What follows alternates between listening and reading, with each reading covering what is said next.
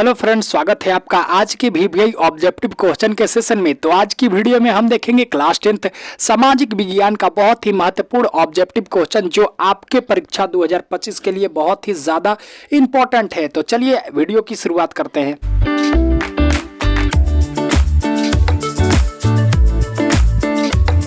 पहला क्वेश्चन हमारा बोलता है कि भारत में बहुसंख्यक आबादी है। आपको बताना है कि भारत में किसकी बहुसंख्यक आबादी है। ए ऑप्शन है मुस्लिम की, बी ऑप्शन है हिंदू की, सी ऑप्शन है सिख की, डी ऑप्शन है ईसाई की। तो जल्दी से बताइए मेरे दोस्त कि भारत में बहुसंख्यक आबादी है तो भारत में मतलब सबसे ज़्यादा किसकी आबादी है भाई? तो भारत में सबसे ज़्यादा हिंदू की आबादी है। तो हमारा ए ऑप्शन बिल्कुल सही हो जाएगा। और ये सारा क्वेश्चन आपके प्रीवियस ईयर के जितने भी क्वेश्चन पेपर हैं वहां से लिया गया है, मतलब पिछले वर्षों ये पूछा गया प्रश्न है।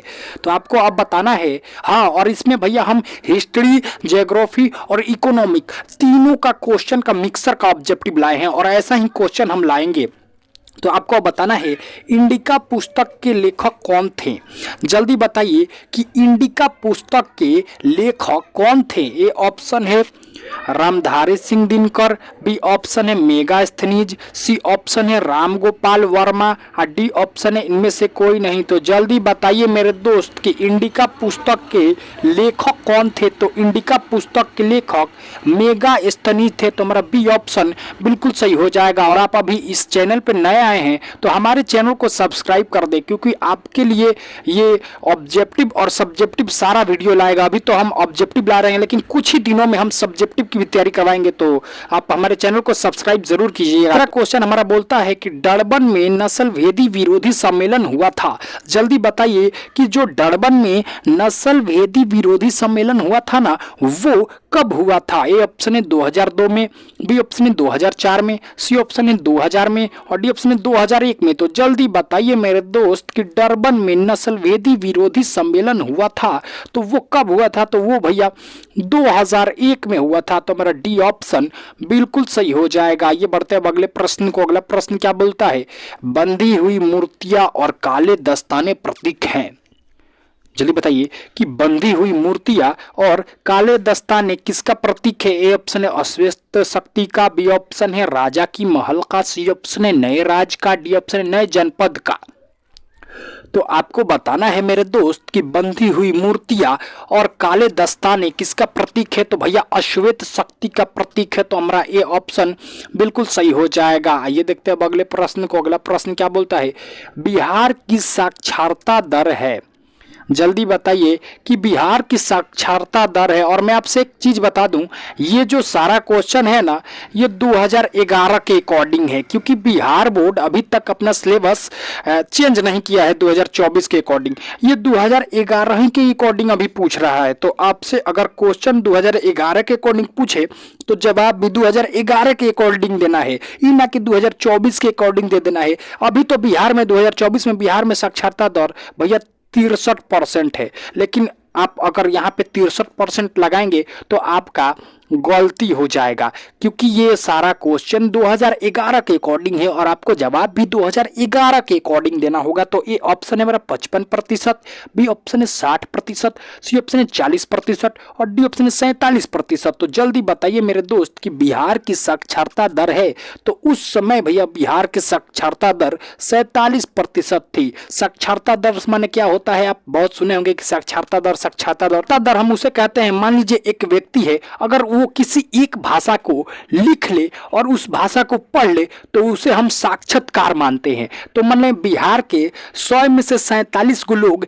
एगो भाषा के 2011 में लिख लेता था, आप पढ़ लेता था, आप बाकी के तीन नहीं आता था। तो अब आइए देखते हैं अब अगले क्वेश्चन को। अगला क्वेश्चन क्या बोलता है, भारत की पहली नगर निगम की स्थापना की गई थी। जल्दी बताइए जो भारत की पहली नगर निगम थी उसकी कहाँ पे स्थापना की गई थी। ए ऑप्शन है दिल्ली में, बी ऑप्शन है बेंगलोर में, सी ऑप्शन है चेन्नई में, डी ऑप्शन है कोलकाता में। तो जल्दी बताइए मेरे दोस्त कि भारत की पहली नगर निगम की स्थापना कहाँ की गई थी। तो वो की गई थी मद्रास में। कहाँ में?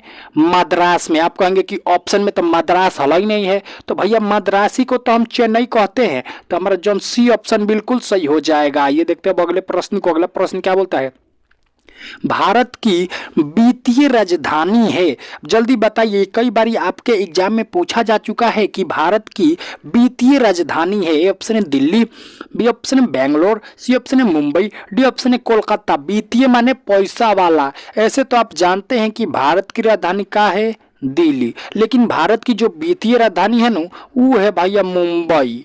मुंबई। तो आइए देखते हैं अगले प्रश्न को। अगला प्रश्न क्या बोलता है, श्रीलंका की सबसे बड़ी भाषा है। जैसे हिंदुस्तान की सबसे बड़ी भाषा हिंदी है, वैसे ही आपको बताना है कि श्रीलंका की सबसे बड़ी भाषा कौन है। ए ऑप्शन है उड़िया, बी ऑप्शन है तमिल, सी ऑप्शन है कन्नड़, डी ऑप्शन है सिंहली। तो जल्दी बताइए मेरे दोस्त कि श्रीलंका की सबसे बड़ी भाषा है। तो श्रीलंका में सबसे ज्यादा लोग सिंहली बोलता है, माने वहाँ का सबसे बड़ा भाषा कौन हुआ, तो सिंहली। तो हमारा डी ऑप्शन बिल्कुल सही हो जाएगा। ये देखते हैं अगले प्रश्न को। अगला प्रश्न क्या बोलता है, 15वीं लोकसभा में महिलाओं की कितनी संख्या थी?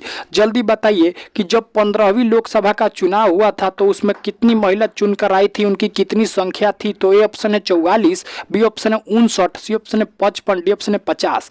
तो जल्दी बताइए मेरे दोस्त कि 15वीं लोकसभा में महिलाओं की कितनी संख्या थी? तो 15वीं लोकसभा में महिलाओं की संख्या 59 थी। तो हमारा जो बी ऑप्शन होगा ना वो बिल्कुल सही हो जाएगा। ये देखते हैं अगले प्रश्न को। अगला प्रश्न क्या बोलता है, बिहार के किस जिले में प्रति व्यक्ति आय कम है? मतलब बिहार में सबसे ज्यादा गरीब जिला कौन है? ए ऑप्शन है गोपालगंज, बी ऑप्शन है मधेपुरा, सी ऑप्शन है पटना और डी ऑप्शन है शिवहर। तो जल्दी बताइए मेरे दोस्त कि बिहार के किस जिले में प्रति व्यक्ति आय कम है? तो बिहार के जो शिवहर जिला है ना उसमें सबसे ज्यादा प्रति व्यक्ति आय कम है। आ बिहार के सबसे गरीब जिला शिवहरे है। तो हमारा डी ऑप्शन बिल्कुल सही हो जाएगा। ये देखते हैं अगले प्रश्न को। अगला प्रश्न क्या बोलता है, बिहार की प्रति व्यक्ति गरीबी से गुजर रही है।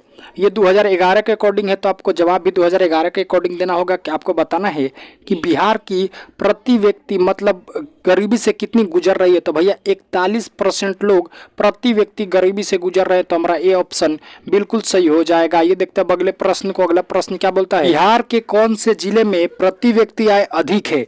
जल्दी बताइए। अब आपको बताना है कि बिहार का सबसे जो अमीर जिला है वो कौन है। ए ऑप्शन है दरभंगा, बी ऑप्शन है गया, सी ऑप्शन है पटना, डी ऑप्शन है मधेपुरा। तो जल्दी बताइए मेरे दोस्त कि बिहार के कौन से जिले में प्रति व्यक्ति आय अधिक है। तो जो पटना जिला है ना वहाँ सबसे ज्यादा प्रति व्यक्ति आय अधिक है। तो माने बिहार का सबसे अमीर जिला हुआ पटना।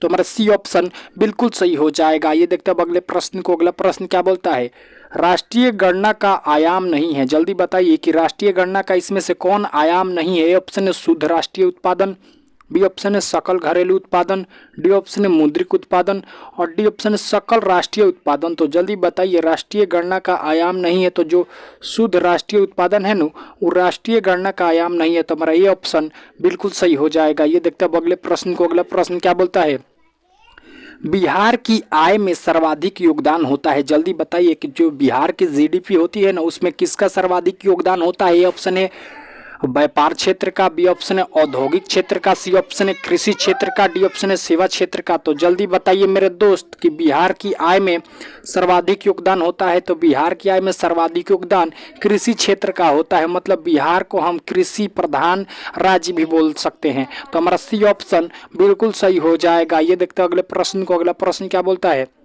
भारत में किस राज्य का प्रति व्यक्ति आय सर्वाधिक है? जल्दी बताइए, भारत में किस राज्य का प्रति व्यक्ति आय सर्वाधिक है। ए ऑप्शन है पंजाब का, बी ऑप्शन है हरियाणा का, सी ऑप्शन है गोवा का, डी ऑप्शन है उत्तर प्रदेश का। तो आपको बताना है कि भारत में किस राज्य का प्रति व्यक्ति आय सर्वाधिक है। तो भारत में गोवा का प्रति व्यक्ति आय सर्वाधिक है। तो हमारा सी ऑप्शन बिल्कुल सही हो जाएगा। ये देखते हैं अगले प्रश्न को। अगला प्रश्न क्या बोलता है, ऊर्जा का मुख्य स्रोत क्या है? जल्दी बताइए, जो ऊर्जा के मुख्य स्रोत होते हैं वो कौन कौन होते हैं। ए ऑप्शन है विद्युत, बी ऑप्शन है पेट्रोलियम, सी ऑप्शन है कोयला, डी ऑप्शन है सभी। तो जल्दी बताइए मेरे दोस्त कि ऊर्जा के मुख्य स्रोत क्या है। तो ऊर्जा के मुख्य स्रोत भैया विद्युत भी है, पेट्रोलियम भी है, कोयला भी है। इसका मतलब हमारा डी ऑप्शन बिल्कुल सही हो जाएगा। ये देखते हैं अगले प्रश्न को। अगला प्रश्न क्या बोलता है, इनमें कौन सी सेवा गैर सरकारी है। जल्दी बताइए कि इनमें कौन सी सेवा गैर सरकारी है। ए ऑप्शन है वित्त सेवा, बी ऑप्शन है रेल सेवा और सी ऑप्शन है सैन्य सेवा, डी ऑप्शन है होटल सेवा। तो जल्दी बताइए मेरे दोस्त, इनमें कौन सेवा गैर सरकारी है। तो भैया वित्त सेवा भारत सरकार का है, मतलब सरकारी है। भारतीय रेल आप सुने होंगे, वो भी भैया सरकारी है। सैन्य सेवा इंडियन आर्मी सुने होंगे, वो भी सरकारी सेवा है। होटल सेवा लेकिन ये भैया सरकारी सेवा नहीं है। तो हमारा जो डी ऑप्शन होगा ना वो बिल्कुल सही हो जाएगा। तो आइए देखते हैं अब अगले प्रश्न को। अगला प्रश्न क्या बोलता है, बिहार एक राज्य है। जल्दी बताइए बिहार एक कैसा राज्य है। ए ऑप्शन है पशुपालन प्रधान, बी ऑप्शन है खनिज प्रधान, सी ऑप्शन है कृषि प्रधान, डी ऑप्शन है उद्योग प्रधान। तो जल्दी आपको बताना है कि बिहार एक राज्य है तो बिहार एक कृषि प्रधान राज्य है, मतलब यहाँ के लोग सबसे ज़्यादा खेती बाड़ी करते हैं। तो हमारा सी ऑप्शन बिल्कुल सही हो जाएगा। ये देखते हैं अब अगले प्रश्न को। अगला प्रश्न क्या बोलता है, आर्थिक विकास का दूसरा क्षेत्र है।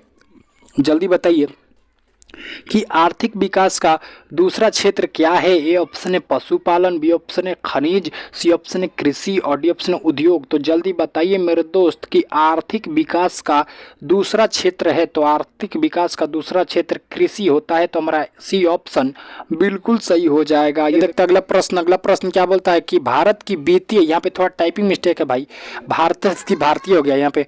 भारत की जो वित्तीय वर्ष होता है, आप तो जानते होंगे कि जो वर्ष की शुरुआत होती है 1 जनवरी से और खत्म होता है 1 दिसंबर के, लेकिन जो वित्तीय वर्ष होता है ना वो आपको बताना है। तो जो वित्तीय वर्ष होता है आप याद रख लीजिएगा, वो शुरू होता है 1 अप्रैल से या खत्म होता है 31 मार्च पर। तो हमारा डी ऑप्शन बिल्कुल सही हो जाएगा। आप भारत की जो वित्तीय वर्ष कब से कब तक होती है, तो 1 अप्रैल से 31 मार्च तक। तो हमारा डी ऑप्शन बिल्कुल सही हो जाएगा। इसी के साथ आज के VVI ऑब्जेक्टिव क्वेश्चन का सेशन करते हैं समाप्त। अगर आपको अच्छा लगा हो तो हमारे चैनल सीधा क्लास को जरूर सब्सक्राइब करें और अपने दोस्तों के साथ शेयर करना ना भूलें जी। धन्यवाद।